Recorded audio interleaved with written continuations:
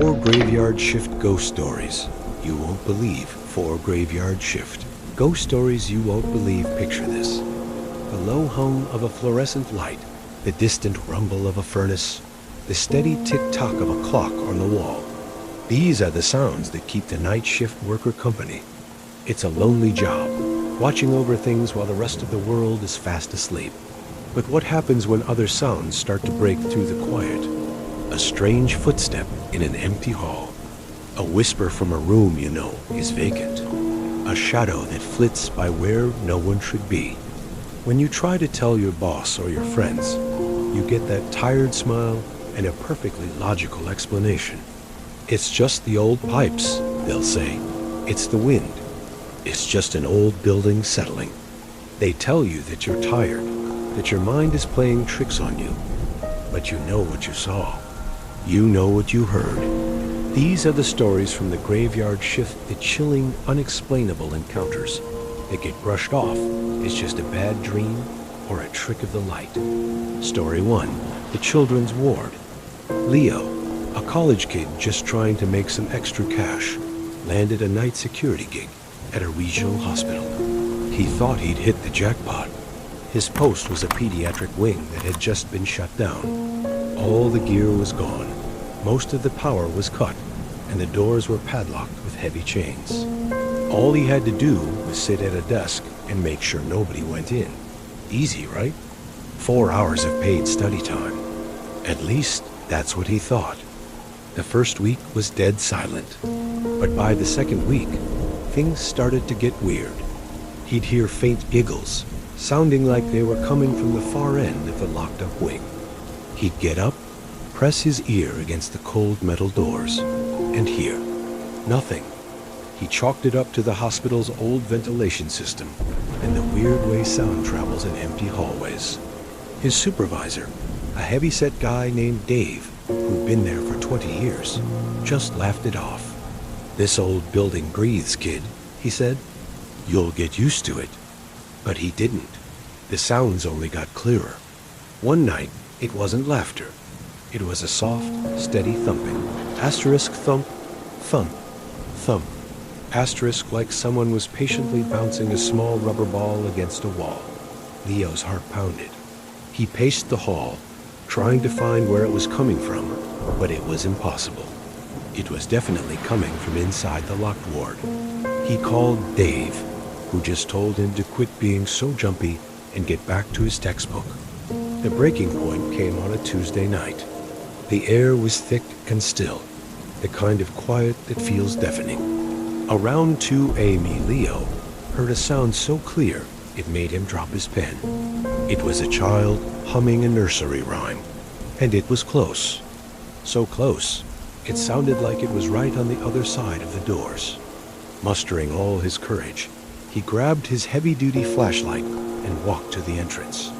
He shined his light through the small wire-mached window on the door. The beam sliced through the dark, revealing a long, empty hall covered in a thin layer of dust. But there on the floor were tiny footprints. Not his, not Dave's. They were small, barefoot prints, as if a child had walked out of a room halfway down the hall and stopped right in front of the door. As his flashlight beam lingered on the prints, a fresh set appeared right before his eyes, as if an invisible child had just taken another step closer. Leo didn't even bother calling Dave. He packed his bag, left his keys on the desk, and walked right out. He never went back. When he tried to tell his friends, they just said the job was stressing him out, that he'd probably just fallen asleep and had a nightmare. Story 2, the steps to nowhere. For 30 years, Marcus was the groundskeeper at a quiet little cemetery out in the Midwest. It wasn't one of those fancy places with big mausoleums, just a simple, solemn field of old, weathered headstones, some going all the way back to the 1800s. The cemetery was really only famous for one thing, at least among the local teens: the 100 Steps. It was an old stone staircase leading up a hill to a long-forgotten family plot, hidden under some ancient oak trees. The legend was the kind of thing you'd hear around a campfire. If you walked up the 100 Steps at midnight without a light, The ghost of the man buried at the top would appear and show you how you are going to die. But here's the catch. You had to count the steps on your way up. If you counted exactly 100, you were safe. But if you miscounted, you'd feel a cold, phantom hand shove you from behind. Marcus had heard that story 1,000 times. He was always chasing off kids who were trying to be brave and cleaning up the beer cans they left. He thought it was all a bunch of nonsense. But one autumn night, a big storm was rolling in. Marcus was making his final rounds, locking the gates, when a flash of lightning lit up the bottom of the 100 steps. He realized he'd left a shovel and some tools at the top and had to get them before the downpour started. He started climbing the stone stairs, his mind on other things. The wind was howling, and the sky was getting darker by the second. He wasn't thinking about the legend, wasn't trying to count, but the number just popped into his head as he reached the top, 100. Just then, a huge clap of thunder cracked overhead. In the flash of lightning that followed, he saw it. Standing by the biggest tombstone wasn't a ghost, but a man who looked exactly like him, just older, grayer, and thinner. The figure turned, looked Marcus right in the eyes, and then just faded away. Shaken, he grabbed his tools and scrambled back down the steps, almost tripping over his own feet. The next day, he tried to tell his wife about it. She said the storm and the shadows were just playing tricks on his eyes. He mentioned it to some of the town regulars at the coffee shop. They just chuckled, slapped him on the back, and said, "Looks like the 100 steps finally got to old Marcus." It became a joke, a fun story to tell at the bar. He was the keeper of the cemetery's ghost stories, and now he was part of one, the guy who saw his own ghost in a tale nobody really believed. Story 3. The Watchman's Shadow. The old textile mill had been the heart of the town for 100 years, before it finally closed down. Most of it was just a skeleton of rusting, silent machinery. But one small section was still used for storage, and that's where Frank worked. He was a night watchman, the only person in a huge 4-story building from 11 p.m. to 7 a.m. His only job was to walk a patrol route every 2 hours. For the first few months, the only thing that kept him company was the groaning of the old building. Then he started to see it. Just out of the corner of his eye, he'd catch a flicker of movement, a tall, impossibly thin shadow peeling itself away from the shadow of a loom, only to disappear into the next aisle. He'd whip his flashlight around, but there was never anything there. He told himself it was just his eyes playing tricks, the way shadows dance in the dim light. But then things started to escalate. He started hearing noises from the floors above him, floors that were supposed to be completely empty. A loud metallic scraping sound, like someone dragging a heavy machine across the concrete. He'd radio it in, but his boss would just tell him it was probably a loose piece of sheet metal flapping on the roof. When Frank reported seeing the shadow again, his boss told him he should probably get his eyes checked. His breaking point came on a cold, moonless night in January. Frank was on the 3rd floor, a huge open room filled with rows of dead sewing machines. The silence was absolute. As he swept his flashlight across the room, the beam landed on the far wall, and just for a second, he saw them. Not one, but 3 tall, dark figures standing perfectly still. Their shapes were all wrong, distorted, like stretched out silhouettes. They didn't have any faces or features, just a deep, consuming blackness. They just stood there, watching him. He froze, his breath catching in his throat. He slowly lifted his radio to his mouth, his eyes locked on them. "This is Frank," he whispered, his voice trembling. "They're on the 3rd floor with me." The radio crackled back with his boss's tired voice. "Frank, there's no one in that building but you. Stop messing around." When Frank looked back, they were gone. He didn't finish his shift. He just walked down the stairs, out the front door, and never looked back. To this day, the official report just says he quit without notice. His story was just dismissed as the paranoid ramblings of a lonely man in a creaky old building. Story 4. The last goodbye Sarah was a night shift caregiver at a modern, brightly lit nursing home. It wasn't some spooky old building. It was a clean, quiet, and efficient place. Her job was simple: check on the residents, give out late-night meds, and keep an eye on the monitors from the nurse's station. She really cared about the residents, especially a sweet old man named Mr. Abernathy, who used to be a history teacher and loved to tell stories.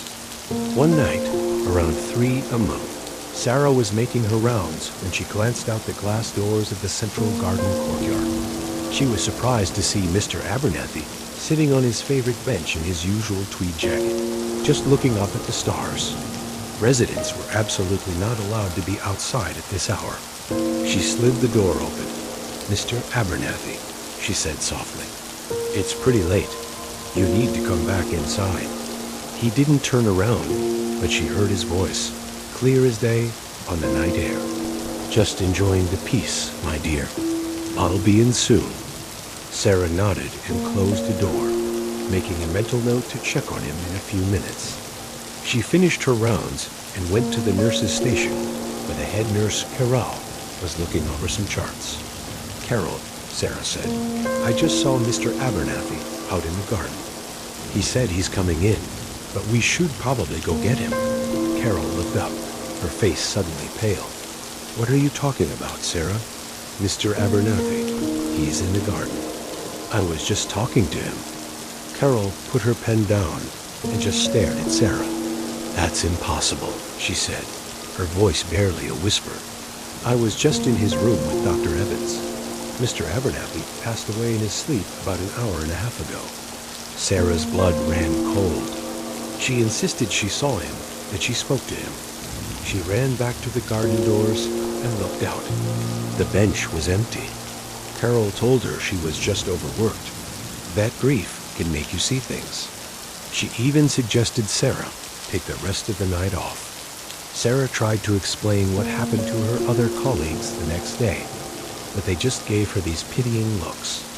How could she have had a whole conversation with a man who was already gone? It was impossible. And because it was impossible, nobody believed her. It was just chalked up to a moment of exhaustion from a caregiver who was a little too dedicated, a little too stressed. The graveyard shift has its secrets, things that don't have an easy explanation. These are just 4 stories from people who saw something they couldn't believe, only to be told it was all in their head. Have you ever experienced something you couldn't explain on a late shift? A sound, a sight, or just a feeling that stuck with you? Share your own story in the comments below. We read every single one. And if you want to hear more tales from the quietest hours, make sure you subscribe and hit that notification bell. The next time you're all alone in the dead of night, whether you're at work or at home, just take a second. Listen. Listen past the hum of the fridge, past the whistle of the wind. Listen to the silence itself, because it's in that deep, profound quiet that you might just hear something else. And then you'll have to ask yourself the same chilling question these people did. Was that just my imagination? Or am I not really alone? Title: 5 True Ghost Stories That Shouldn't Be Real. Imagine for a second that you've lost your phone. You do what we all do. You grab a friend's phone, you call your own number, and you just hope you hear it ringing somewhere nearby. But it doesn't ring. Instead, a person answers. A quiet, raspy giggle comes through the speaker right before the line goes dead. These aren't just spooky tales told around a campfire. They're real accounts from real people. So chilling and so strange, they feel like they shouldn't be possible. It was late, way past midnight, and he was sleeping soundly when his phone started ringing on the nightstand. Was it a glitch? Some kind of prank app? Curiosity got the better of him. He sat bolt upright in bed, his eyes darting around the dark room, listening. Nothing. The house was completely silent. With a hand that wouldn't stop shaking, he opened his phone's call log, needing to see the proof of what just happened. Some were about a connection, that feels like it reaches out from beyond the grave, leaving you with a feeling that's both comforting and incredibly unsettling. It should have been a happy moment, getting the first glimpse of her new child. But when she got the printed photo and looked at it closely, she saw something that she just couldn't explain. There, in the grainy black and white image, seemingly looking over her unborn baby, was a face. Today, it has a museum famous for its ghost tours and is widely considered one of the most haunted spots in the entire UK. It's from this very place that our third story comes from, and it's all about a photograph that has become legendary among ghost hunters. To Rebecca and her family, it was, without a doubt, the face of her deceased mother. As he was taking a picture of one of the corridors, he captured something that would spark a huge debate. Believers say it's one of the most compelling pieces of photographic evidence of a ghost ever taken. They'd come home to find cupboard doors wide open, or a single chair pulled out from the dining room table. That feeling of being watched just grew and grew, that constant prickling sensation on the back of their neck. They were convinced someone was breaking in, but they could never find any sign of forced entry. So they decided to get some answers. Skeptics, on the other hand, argue it's probably just a trick of light and shadow, a photographic glitch, or maybe even a fake. When they got back the next morning, their stomach in knots, they sat down to watch the footage. They just packed one bag and left, abandoning the apartment and everything inside it. He picked it up. There were no missed calls, no notifications, no sign that it had ever rung at all. He was totally alone in the house. He had been all day. The realization hit him like a wave of ice water. He had called his phone while it was sitting in his empty bedroom, and something inside his house had answered. That single creepy little giggle wasn't some stranger in a bar. It was something that was waiting for him in the silence of his own home.